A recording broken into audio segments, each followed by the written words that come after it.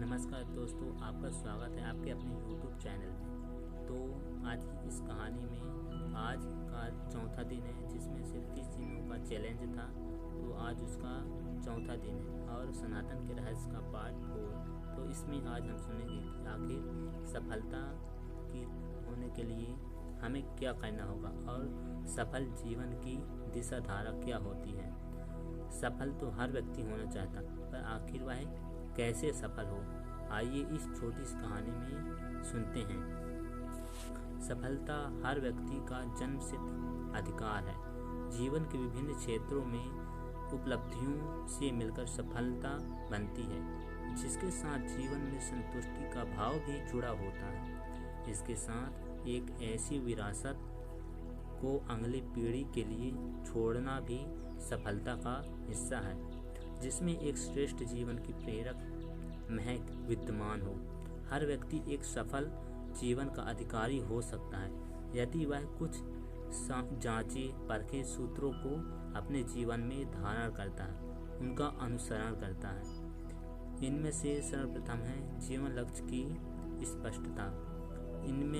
इसमें एक तो अपने कर्तव्यों कर्मों से जुड़ा, नौकरी पेशे से जुड़ा लक्ष्य है, जिसके साथ आर्थिक सुरक्षा से लेकर समाज के प्रति दायित्व बोध का भाव पूरा होता है।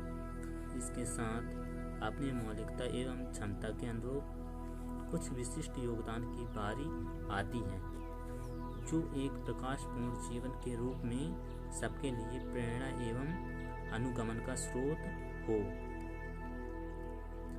हालांकि यह क्रमिक रूप से ही संभव होता है और दीर्घकालीन प्रयास पुरुषार्थ का फल रहता है। इसके लिए जीवन नियमित रूप से कार्य करना पड़ता है। जीवन लक्ष्य एक दिन में सिद्ध नहीं होता, इसके लिए नियमित रूप से कार्य करना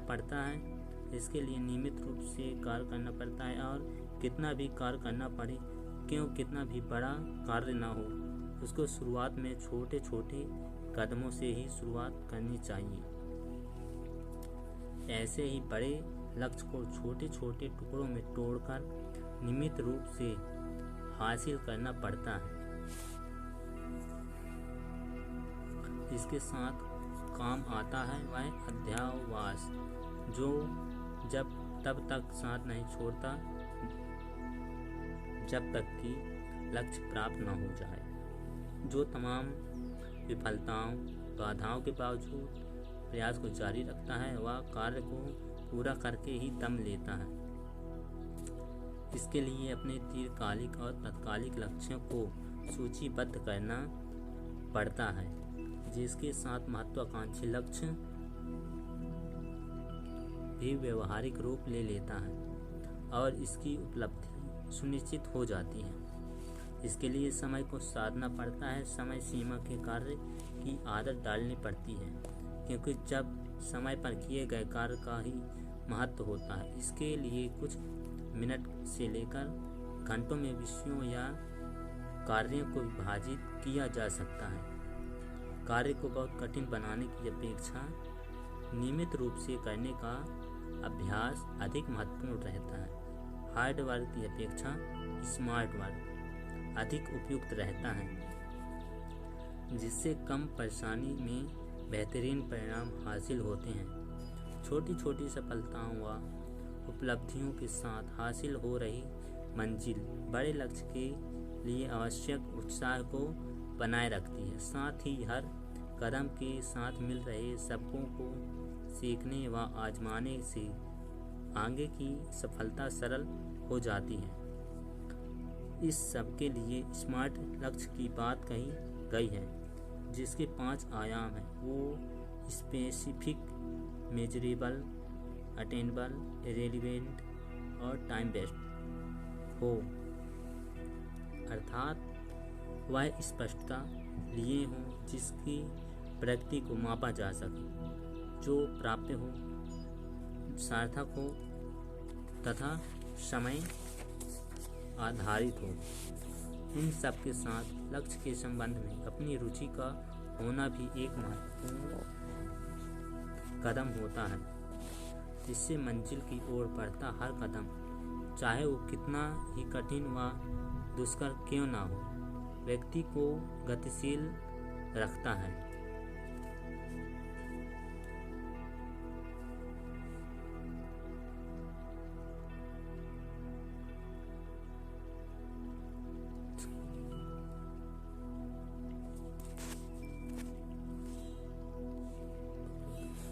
गतिशील रखता है।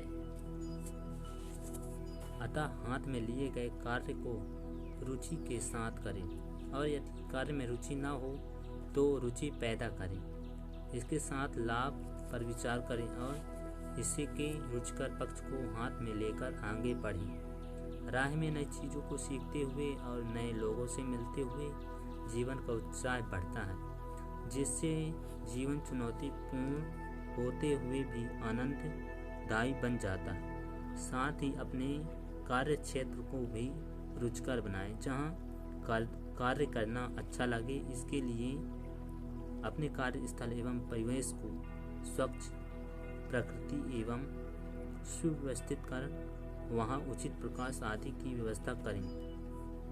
सफलता की राह की कई तरह की समस्याएं, चुनौतियां व अवरोध आएंगे। ये मोबाइल फ़ोन से लेकर अमुक टीवी शो या सोशल मीडिया के रूप में हो सकती हैं, जो आपको लक्ष्य से विचलित करेंगे, या व्यक्ति के रूप में हो सकते हैं जो आपको तनाव दे सकते हैं। ये आलस, प्रमाद, संशय आदि के रूप में भी हो सकते हैं। इनकी सूची बनाएं तथा इनसे निपटने की रणनीति बनाकर दृढ़ता से पालन करें। ये अवरोध कुछ पलों के लिए आते हैं, वह कठिन परीक्षा लेते हैं। इनका दृढ़तापूर्वक सामना करें और इनसे आवश्यक संबल लेते हुए मंजिल की ओर बढ़ें। धीरे धीरे आपकी एकाग्रता जाएगी व आप कार्य की ओर सफलता की ओर बढ़ते जाएंगे। इस तरह जो स्वयं के नियंत्रण में उस पर ध्यान दें, जिस पर आपका नियंत्रण नहीं उस पर अधिक ध्यान ना दें। लक्ष्य पर ध्यान केंद्रित रखने के साथ यह भी ध्यान रखें कि अत्यधिक श्रम व थकान से बचें।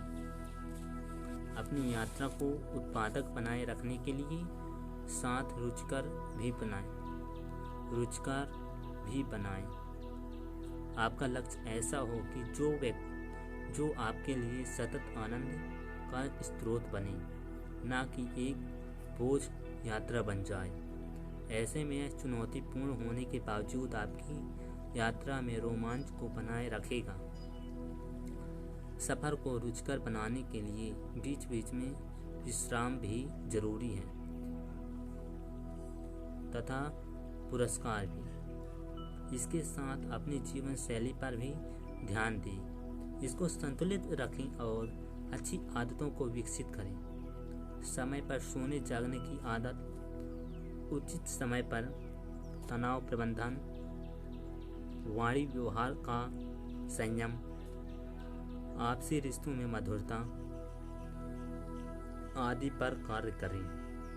नियमित रूप से आत्मविश्लेषण करें तथा अपनी मौलिकता को पहचानें, इसे तराशें तथा विकसित करें। इसी के इर्द गिर्द जीवन की सफलता तथा विरासत को निर्धारित करें। इधर उधर भटकने के बजाय अपनी अंतर्वाणी को सुनें, अपने गुरु के वचनों को याद रखें और अपने स्वधर्म पर अडिग रहें। इन सूत्रों के आधार पर जीवन के बाह्य आंतरिक सभी पक्ष साधेंगे और समय के साथ सफलता आपका मार्ग चूमेगी। तो दोस्तों धन्यवाद दोस्तों। आपको कैसी लगी आज की यह कहानी, तो कमेंट में ज़रूर बताएं और दिल से जय श्री राम लिखें